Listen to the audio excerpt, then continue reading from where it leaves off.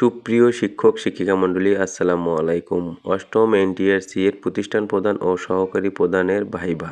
আপনি ভাইভাতে কিভাবে বিজয়ী হবেন সেই কৌশল নিয়ে আজকে আমাদের আলোচনা। আপনি যদি এই জিনিসগুলো সম্পর্কে জানেন তাহলে অবশ্যই ইনশাল্লাহ আপনি ভাইভাতে বিজয়ী হবেন। তো আমরা ভিডিওটি শুরু করতেছি। নথিপত্র ব্যবস্থাপনা। ভাইভা বোর্ডের অগোছালো ফাইল নেতিবাচক ইমপ্রেশন তৈরি করে এবং নিচের নির্দেশনাবলী অনুসরণ করুন। অর্গানাইজড ফাইল একটি স্বচ্ছ ফোল্ডারে ক্রমানুসারে সাজান, যেমন এসএসসি, এরপর এইচএসসি, স্নাতক, বিএড, এমএড এবং অভিজ্ঞতার সনদ মূল কপি সাজান। এরপর এক সেট সত্যায়িত ফটোকপি সাথে রাখুন। এরপর পরীক্ষার আগের রাতেই চেকলিস্ট মিলিয়ে নিন। এরপর আপনি যে কাজটা করবেন, স্মার্ট পরিচিতি। আপনার সম্পর্কে আপনি একটি স্মার্ট পরিচিতি তৈরি করুন। সেই স্মার্ট পরিচিতি তৈরি করার জন্য আমরা নিচে একটি টেমপ্লেট আকারে দিচ্ছি। আপনি এইভাবে আপনার স্মার্ট পরিচিতিটি সাজিয়ে নেবেন। স্মার্ট টেমপ্লেট সম্পর্কে আপনার ধারণা।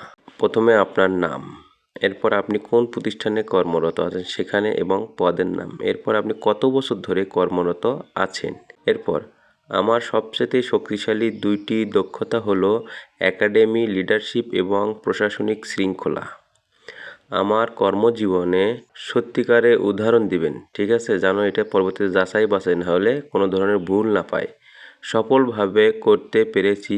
প্রতিষ্ঠান প্রধান হিসাবে আমার 3টি অগ্রাধিকার হবে: প্রথম, শিক্ষার গুণগত মান উন্নয়ন; দ্বিতীয়, শৃঙ্খলা নিরাপত্তা পরিবেশ নিশ্চিতকরণ; এবং তৃতীয় হবে স্বচ্ছতা, প্রশাসন ও আর্থিক জবাবদিহিতা প্রতিষ্ঠা।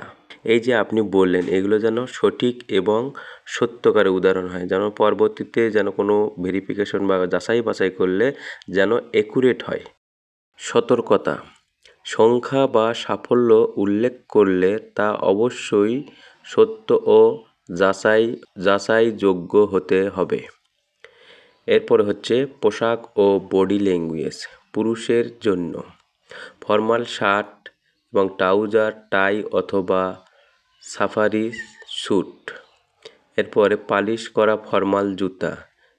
এরপর উজ্জ্বল বা অনানুষ্ঠানিক পোশাক পরিহার করুন।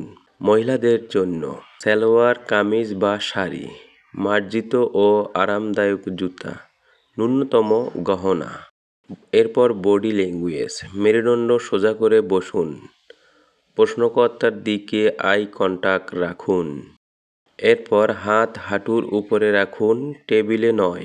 এরপর আপনি ভুলেও যে কাজগুলো করবেন না সেগুলো হলো: ভুল উচ্চারণ করবেন না, বোর্ডের সাথে তর্ক করা কারণ পেশাদারিত্ব নষ্ট হয়, মিথ্যা তথ্য দেওয়া, প্রার্থিতা বাতিল হতে পারে, মোবাইল হাতে রাখা, অপেশাদার মনোভাবের প্রকাশ, পূর্ব প্রতিষ্ঠান সম্পর্কে নেতিবাচক মন্তব্য কারণ নেতিবাচক ব্যক্তিত্ব এর প্রকাশ।